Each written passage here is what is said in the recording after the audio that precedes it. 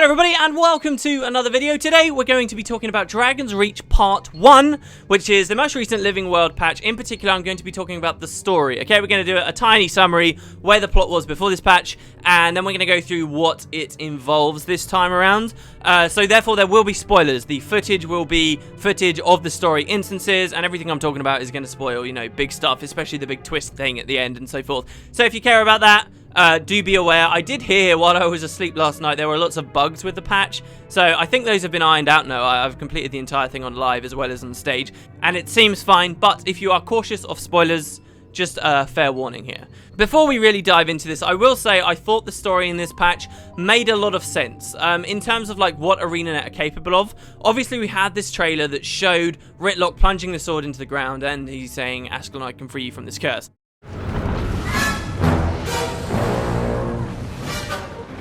Ascalon, I free you from this curse.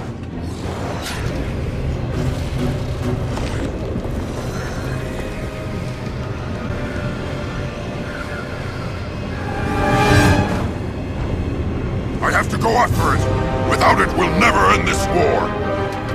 Go! I need to go after him. The portal is closed. You can't. Now, this idea that all of the chart areas could have been revamped in some way, with all the ghosts gone and, you know, a bunch of new stuff, is a very exciting one, but it's also something we have to be realistic about, and you have to think, okay, what are the devs actually capable of doing?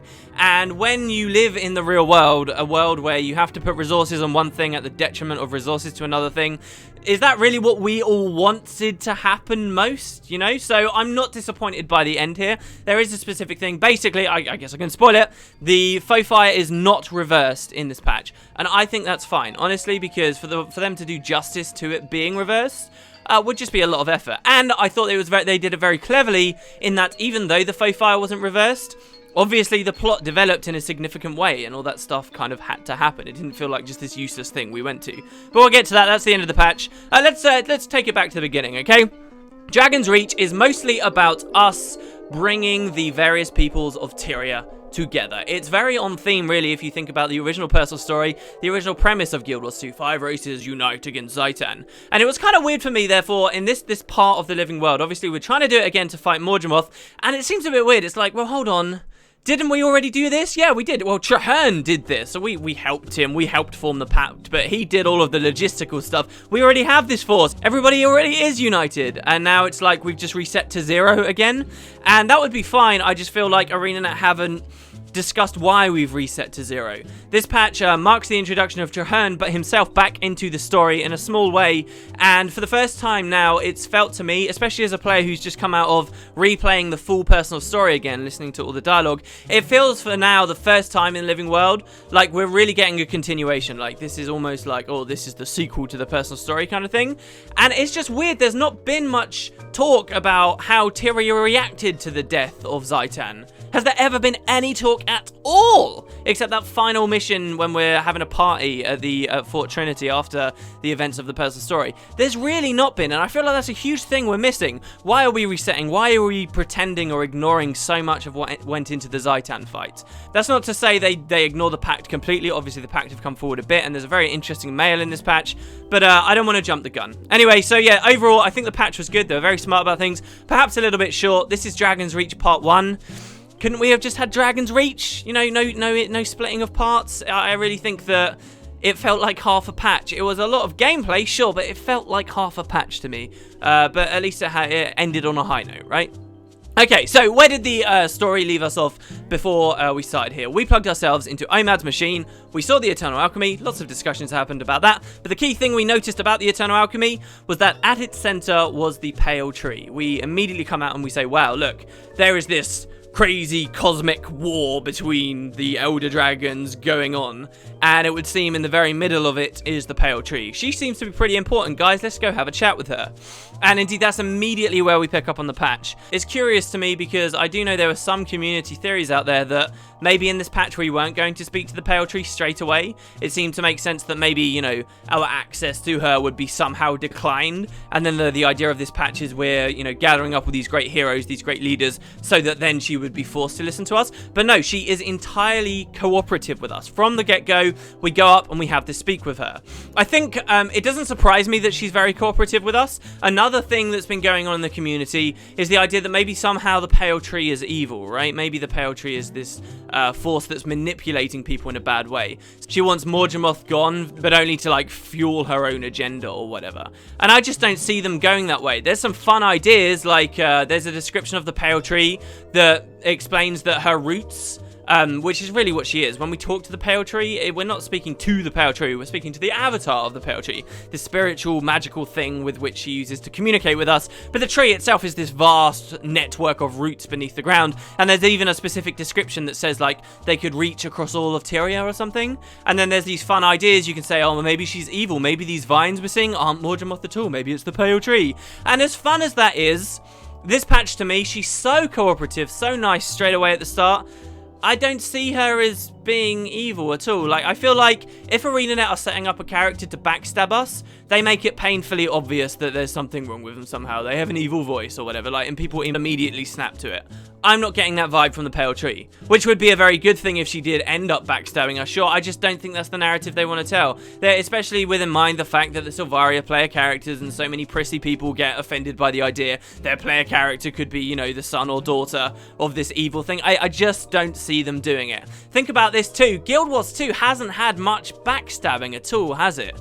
The good guys are the good guys, the bad guys are the bad guys. There's not so many twists and turns like some people may be expecting. Here we've got the Pale Tree. She recognizes the threat of Mordremoth, and we're going there to have a chat with her about it. One thing that disappointed me straight away about this first instance when you're with the Pale Tree is because they do lay it all on the line. There isn't any of this, oh no, I don't want to see you, or whatever. They lay it all on the line straight away, and she says, yeah, let's have a chat.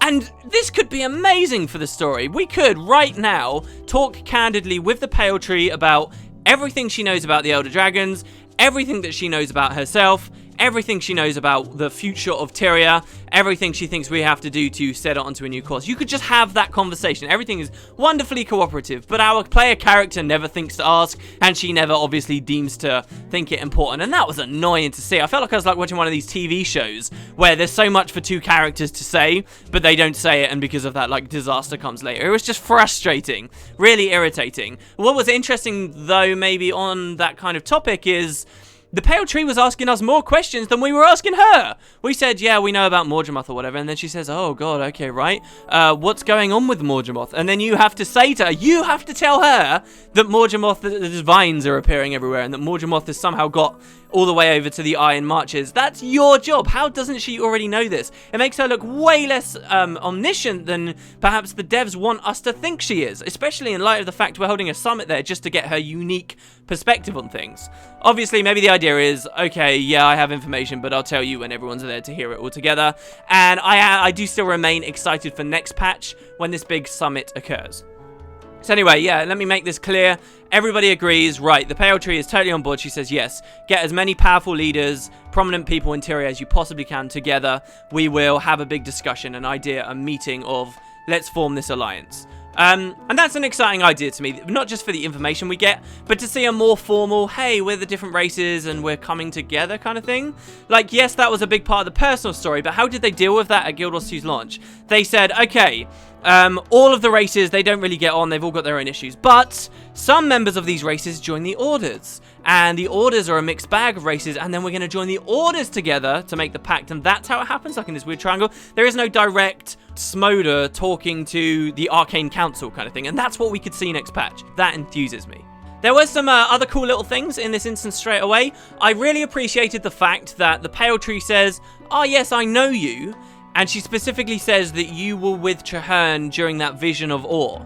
In the personal story, that's got to be, for my character, for many characters in the personal story, your only ever interaction with the Pale Tree is that brief moment where she tells you about the future of the Pact, she gives you that vision of Eir and, you know, the collapse of Destiny's Edge and so forth. And for her to actually refer to that here, I thought was very smart of ArenaNet. They didn't give you some generic, like, oh yes, hello hero, we're the best of friends, we've known each other forever kind of crap, right? Yes, maybe for Sylvari players there's been a lot more interaction, but for many of us, the only interaction we had with the Pale Tree, in theory, was this big, significant moment, and that was one of the most significant moments of the personal story. If you view the personal story as, and don't hate me here, Trahearne's story, and the idea of a scholar becoming a general, cliched as it may be, I quite enjoy the story, but if you view it that way, and Trahearne's struggle to eventually bring down Zhaitan, cleanse or create this force, the Pact, that moment is the turning point. That's where he realizes he has to become a commander. For us as players, in theory, that's the first time we got to see Eir, and it was this beautiful blending of Guild Wars 1 lore about Vizier Kilbron and the Char War back then,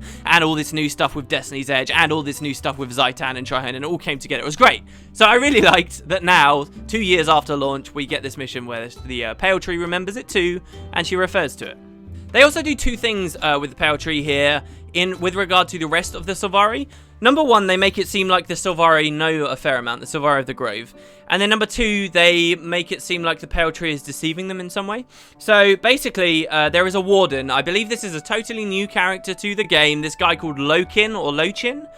He's a warden. He's tasked with defending the Pale Tree, right? And she specifically, when we walk over to the Pale Tree and say, hey, Mordremoth, she says, oh, yes, the Elder Dragon's Mordremoth in front of that dude.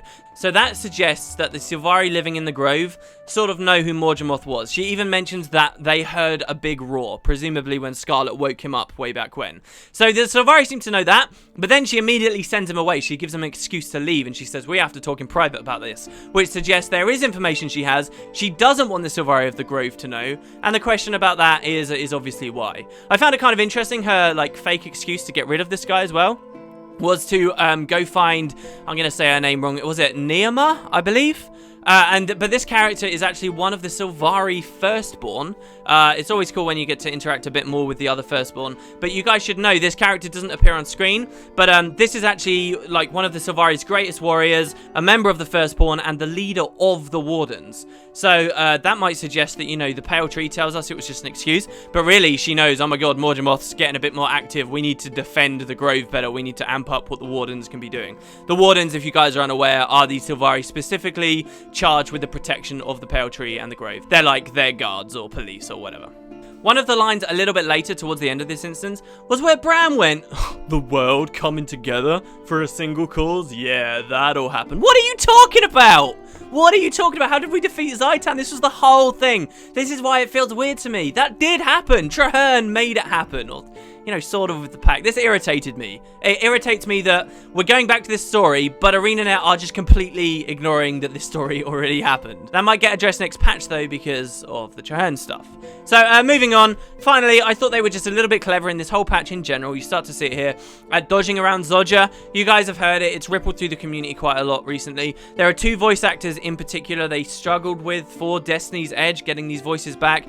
Felicia Day is very busy doing her stuff with the guild or whatever. She's basically saying, no, look, I can't come back and do voice acting. It's easy for us to judge and be like, oh, this is clearly a question of money. If they just offered her more money, she'd come. And it's kind of crippled the story. It's one of the reasons why we have Destiny's Edge 2.0, I believe. But, you know, you can see that Zodja is still a part of this story. How is Timey supposed to get the attention of the Arcane Council? She's just a progeny. Well, she has a relationship with Zodja, and Zodja has a relationship with the Arcane Council. So Zodja's in the story here, but they very cleverly, like, dance around having to ever show her or have her do any voice acting. That's cool. I just wonder how long can they maintain that for. We'll talk about Zodja in just a second. So once we leave, everyone in Destiny's Edge 2.0 decides, right, we're going to spread out. Bram is going to go to Holbrack to try and get them on side. Rox is going to go try and have a chat with Rytlock / Smodor. And Timey is going to continue working on her machine and contact Zodja. You notice Marjorie isn't listed here. Casimir does mention that there was some kind of funeral that was going on, and Marjorie's fine. She's back at Divinity's Reach, but Casimir is going to return there too. She's going to try and speak to Countess Anise, and Anise is going to try and convince the Queen. That's the setup. Everyone splits up, and you go around checking in on them from time to time. Oh, before I forget too, as well, apparently if you play a Sylvari character in this instance, when you speak to the Pale Tree, there's a little bit of extra dialogue that talks about how the mother is worried that your mind was cracked like Scarlet's. But she says, oh, because Scarlet had changed the machine, because you have greater willpower, because you don't want to distance yourself from me, that's cool, don't worry. And she basically gives you 2 thumbs up, saying you're in the clear. So if you're a Sylvari character, you're probably not going to go evil. You could RP it if you wanted, I suppose. Alright, so the next thing mechanically we go to do is we go visit Taimi while she's working on her machine. Taimi told Zodja, Zodja told the Arcane Council sent a member of the Arcane Council, who's this really annoying dude called Councillor Flunt, and he comes to check in on Taimi. What I thought was cool here was Councillor Flunt is an established member of the game. The very first personal story step you ever do as an Asura, there is a guy there called Councillor Flunt, and you can speak to him, and he's a bit annoying. If you ever go to the council chambers floating above Ratasum, you can speak to him there too. He's the guy that's like, where do you think you are? You think you just walked into an auction house? And then like the ferocity answer is to say, yeah, have you got any good deals? And he gets annoyed with you. It's this guy. And so he's talking to Taimi and saying, look, well, when's your machine ready? He's insulted, and quite rightly, I guess, that this progeny has been given so much free reign, a child from Zodja to tamper and look into like these huge things. Scarlet's machine, Omad's machine, this is big stuff, and it was like kept away from the other Asura. There's a serious threat to their waypoint system, and it's just this kid that's doing stuff. So I can totally understand why he'd be agitated, but he's supposed to be a really annoying character, and the whole point of this part of the story is you go to help Taimi out to get things completed a little bit quicker. One thing I did find interesting, on the topic of Zodja again, I just said, I wonder how long they can dance around Zodja, which I think they did very deftly for now. You know, eventually she's going to have to get removed from the picture if Felicia Day just cannot do stuff. Like, what's the deal there? And so you actually see in this instance that the guys at the Arcane Council are saying, man, Zodja, you know, she's completely off the rails right now, and they really dislike her. I wouldn't be surprised if this is early setting up for the idea that Zodja might die or get thrown in jail or whatever X excuse happens to just get her out of the plot. I really wouldn't be surprised if they did something like that, and I wouldn't be too sad about it either. But the thing is, it's like, what would you guys choose? Would you prefer to just have a different voice actor come in so that they could continue with decent stories, or that they have to keep doing stuff like this, and every time Zodja is even mentioned in the story, it just breaks the fourth wall for you? I'm curious. Towards the end of this instance, Casimir arrives and she says, the Queen is on board, so hooray! Without you having to do anything at all, the Queen, just like the Pale Tree, has been very cooperative, and she said, absolutely, I will come. There's none of this weird, oh, the Queen got assassinated and that's why there's no humans in the trailer or anything like that. There's just very little you have to do with Casimir. She gets the job done on her own, and the Queen will appear at the Pale Tree Summit. That whole section is done. I'm sure we'll get to speak to Jenna and so forth next patch. After this instance, you get a mail from someone. That someone is not a member of Destiny's Edge 2.0. It is not one of these people we had agreed to set out and bargain with to get to the summit. It's someone who was approached to be at the summit by the Pale Tree herself. So we spoke to the Pale Tree. She said, let's do a summit. And we said, all right, we need to get this guy, this guy, this guy, this guy, this guy. Let's do it. Go team, Power Rangers, go. There, and we all left. The Pale Tree in the meantime said, well, look, there's someone else who's quite important, and I'm going to make sure they come at the very least. Who was that person? It's Trahearne. And so now, as he's been summoned, he also is very cooperative, and he says, yes, I will be there. We don't have to do a damn thing. He wants to come. He knows the greatest threat. He knows it's Mordremoth, and he wants to help out. He's got the pact behind him. He's a big force. And he mails us specifically, close friend, the ex-commander of the pact, and says, look, I'll be there, and I want to talk to you. In fact, I'll read the mail out word for word for you guys, because I think it is an important one. I think Trahearne's going to be a really big player. It says, your summit is the subject. It says, to Commander Liss, or whatever the hell your name is.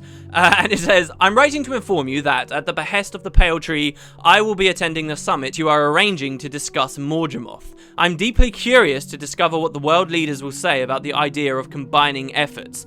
I know we could use the additional firepower. With it, maybe we'll lose fewer people than we did when we fought Zaitan. I foresee that my presence will cause a bit of a stir, and that the attendees will want to report on the Pact's plans. If you could meet with me in the Grove prior to the gathering, I will fill you in so you can relay the information to the attendees. If you manage to convince the leaders to work together, it will be an enormous victory. I look forward to seeing you again. I have some things to tell you about the Pact and our plans for Mordremoth.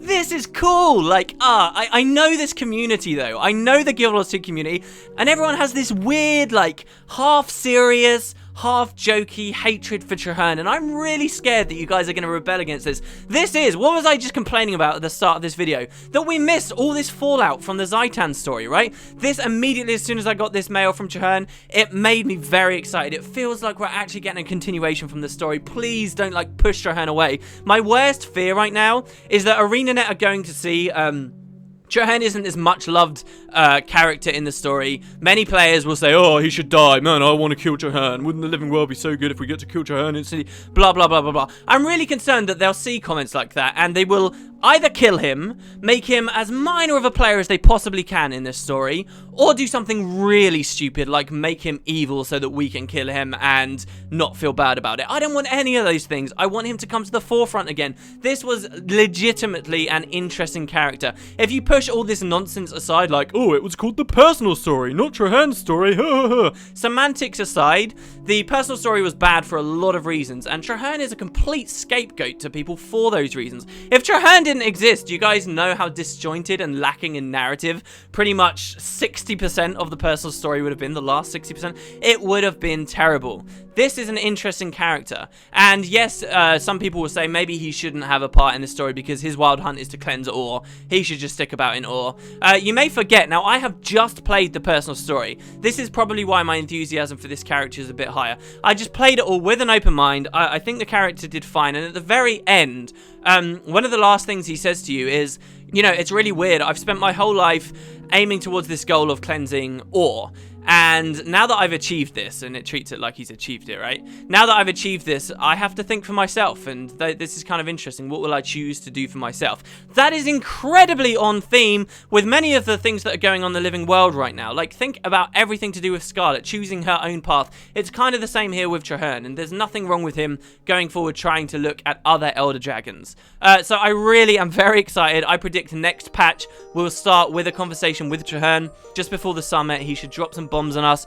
It's going to be cool. I'm really looking forward to it, and I hope people just keep an open mind, because I just got this feeling in my gut as I read the mail and I was excited. I was thinking, man, you know, this really might not end up being much because people just don't like Trahearne, and there's a lot redeemable about him. As the leader of the pact, he should have a big place in this story, and hopefully you guys see that too.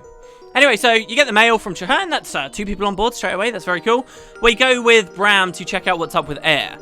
This was really cool. Now, the story has been set up already. Bram is Eir's son. So Bram can't go to Newt Whitebear on his own. I mean, what the hell is he going to say, right? So he goes to Eir. Eir can probably tug on his ear a little bit. So Bram tries to explain to Eir, his estranged mother, look, these are the problems we're having, please, you have to respect Mordremoth as a threat. But Eir is very level-headed and very logical about this problem and what is being asked of her. She's putting herself immediately into Newt Whitebear's shoes, and she's saying, look, Newt is not going to see the value in fighting Mordremoth. Why would he? The Mordremoth is not impacting anyone on the Shiver Peaks just now. He seems to have bypassed the Shiver Peaks by presumably going like through the north to the Charlands, which kind of leaves the question, what about the Blood Legion homelands? Are they being attacked by Mordremoth? That'd be kind of curious. But the Norn, from their perspective, from Newt's perspective, their greatest threat isn't Mordremoth, it's Jormag, and it's the Sons of Svarnir, and it's going back home. The Norn are not home themselves right now. It's somewhere far to the north. They've been pushed down, they've been beaten back.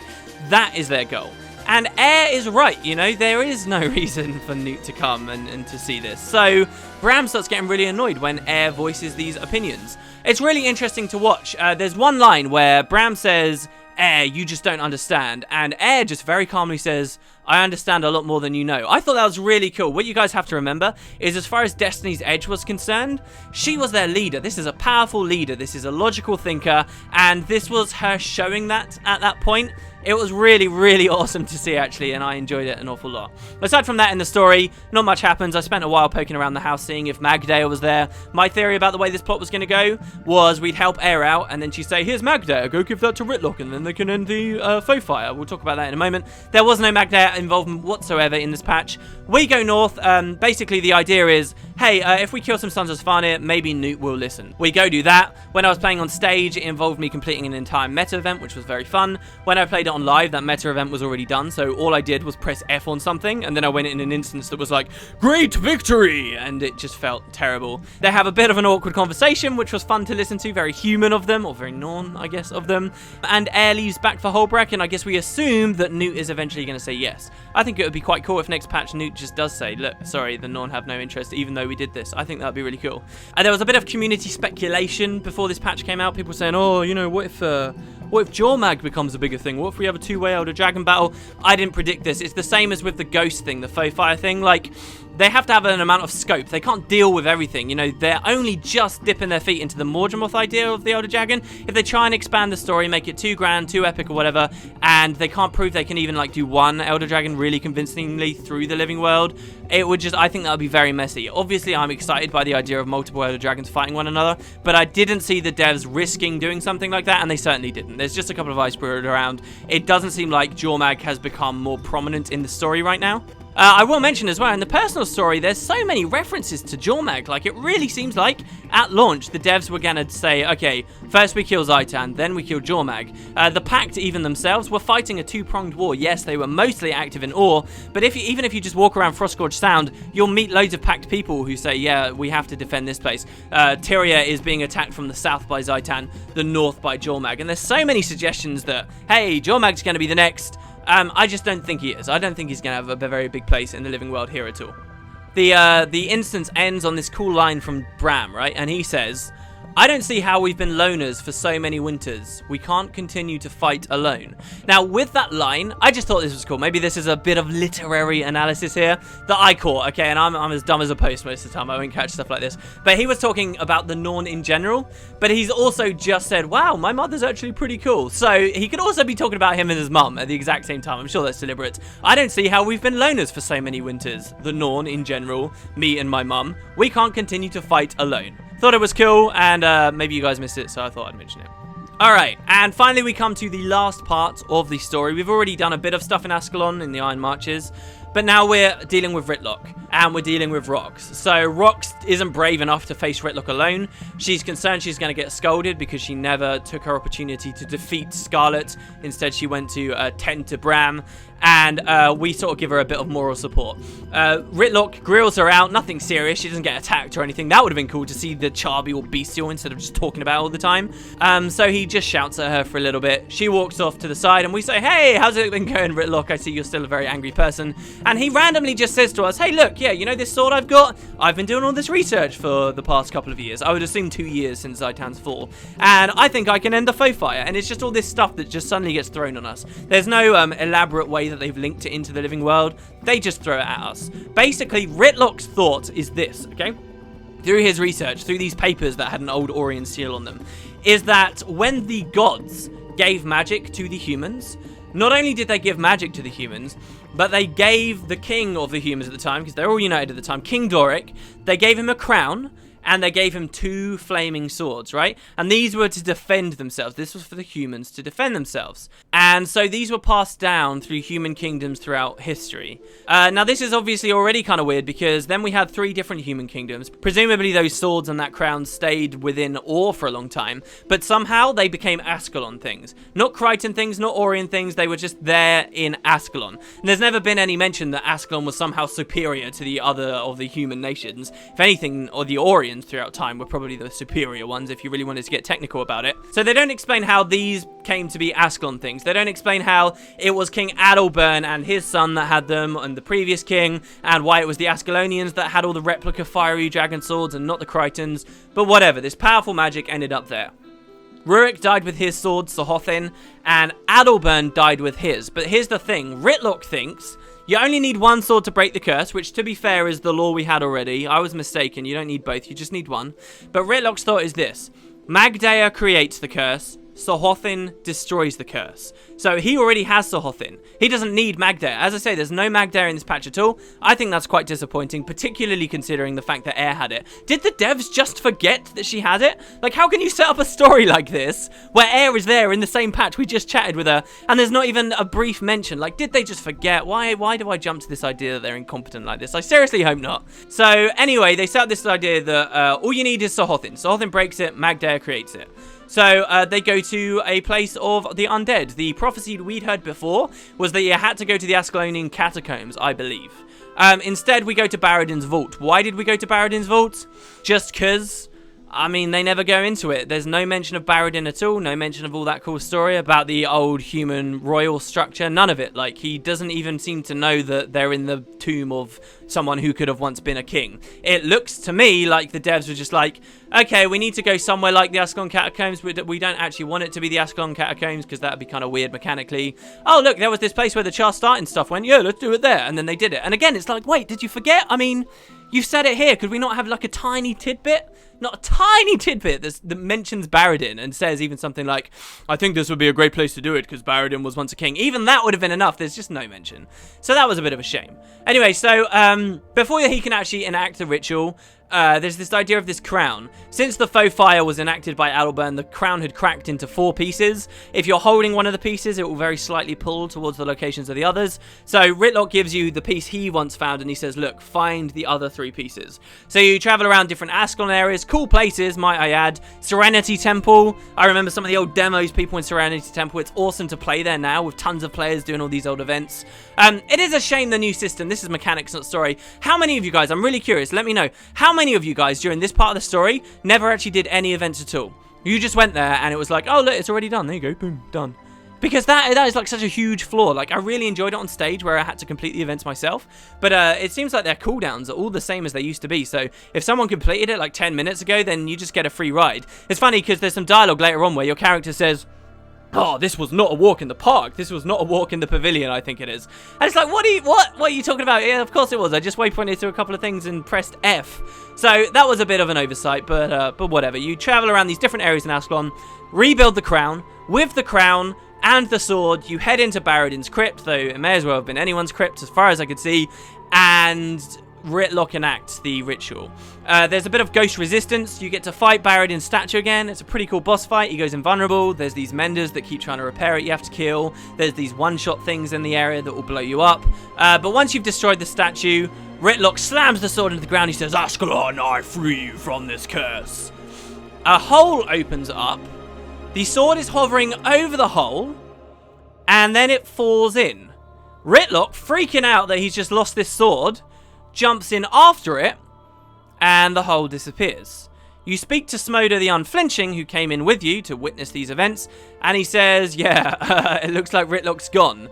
It would seem that it was a portal to the mists. Rytlock is there. Smoder is not at all concerned that Rytlock will die in there. He's like, yeah, whatever, we'll see him again. He's so blasé about it. What are you talking about? He could be gone forever.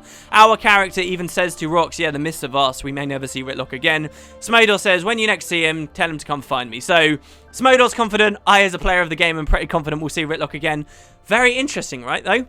So, we failed to break the foefire. Rytlock's theory about the way that the ritual worked, I would say, was probably wrong. This idea of it has to be in the hands of the rightful king and stuff wasn't touched on. I think Rytlock just got it wrong, and so this is why he ended up being punished for it. There's an interesting idea about why he was so desperate to jump for the sword as well. Yes, it's because without that sword, he can never try again, sure. But it's also like, where did he get the sword from? There was no Baradin stuff here, there was no Magdaia, and there was no exposition on where he got the sword from. Like, 3 of the big things that were exciting me about this story, they just didn't touch on.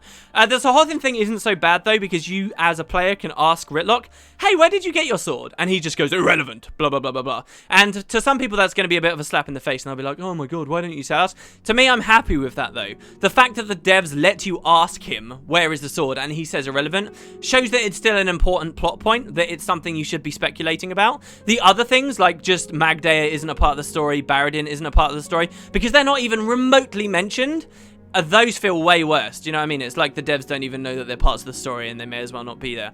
So the Trahearne thing isn't bad. We'll just get the answer later on. Where Rytlock could be? The underworld, I suppose? That would be pretty interesting if he's in Grenth's domain. The stories we get from him when he comes back could just be mind-blowing, but I would expect it to be a long time before he does come back. It's also probably showing that Destiny's Edge, you know, they're really not going to be a big thing in the Mordremoth arc. This stuff with Zodja, you know, the real world reasons why it happens aside, in-game, now that Rytlock's not even around, I don't know, maybe this will spur Logan on to try and find him and save him or something, I don't know.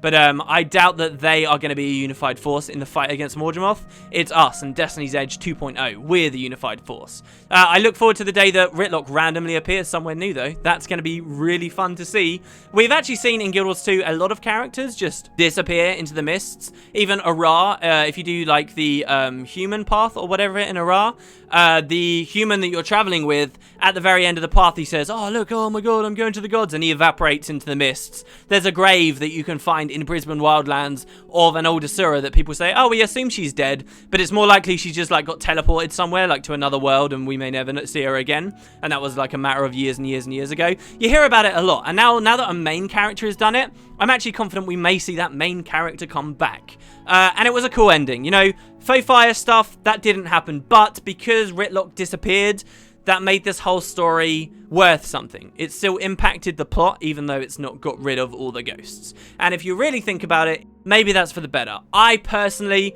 wouldn't want to hear that ArenaNet is dedicating tons of resources to overhaul all of the Ascalon areas, when instead they could be doing more interesting things with Mordremoth and so forth.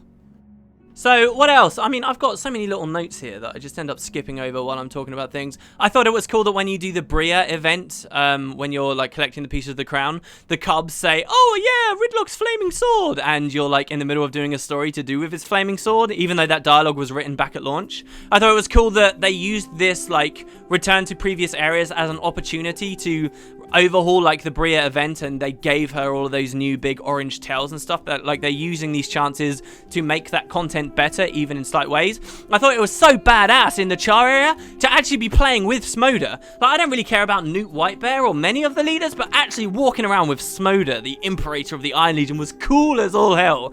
I'm still looking forward to the day where we actually see some of the other Imperators or some of the other homelands. It's kind of like what I was saying. Is Mordremoth, like, somehow through the Blood Legion homelands right now? That would be very, very curious to me, but I don't know whether that's going to come into the story at all.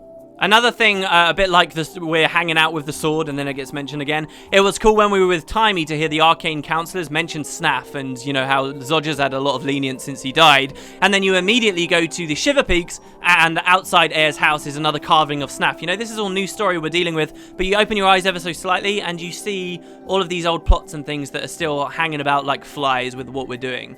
It was cool that when we were fighting Baradin in the statue, there were wards on the ground, fear wards. Those that didn't play the first game, you know how Necromancers in Guild Wars 2 have wells? Well, they used to be wards. They were a type of Elementalist skill that don't exist in Guild Wars 2. They were like CC, they were like giant wells, but rather than doing damage, it was like more CC oriented. That was cool to see. And now I guess we're just waiting. You know, I'll end the video on a very short ponder of what the story's going to go to now. I don't think we'll see Rytlock for a long time. It's going to be a bit like the Zephyrite thing originally was, where it's like, hey, yeah, these are just some cool guys. We'll mention some stuff to do with Glint, but it's a set piece for much later. I really don't think he's going to appear very quickly. Next patch is just going to be stuff to do with the summit. Maybe a little bit of stuff to do with the humans and Marjorie, but we'll go to the summit and it will progress from there. I really think we're going to stay focusing on Mordremoth, not Jormag. There's so many cool things that they've yet to show us with Mordremoth. The Elder Dragon himself, I think, needs to show up at some point before we eventually kill him. That was a mistake with Zhaitan. But there's other stuff, like from playing the personal story, you know, like Zhaitan had his eyes of Zhaitan and his mouths of Zhaitan. Does Mordremoth have an equivalent? I wonder if we're going to get attacked during the summit at some point too, and maybe this is what people will use to realize, oh yeah, this is a big problem. My overall theory though is next time we'll do the summit, and people basically say, sorry, I can't help you out. You know, this seems ridiculous to me. It's not my problem, except Trahearne. And I think Trahearne will say, do you know what, I've still got the pact, and I'll help you out. And maybe it'll be something along those lines, but maybe that's just what I want rather than what will happen. Anyway, I'd love to hear what you guys think. What did you think of the plot? What did you think about the thing with Rytlock falling into the mist? Maybe I'm missing some cool theory here. If I am, I'll probably do a video on it later on in the week. In any case, thank you very much for watching to the end here, guys. Hope you have a great day, and I'll see you next time.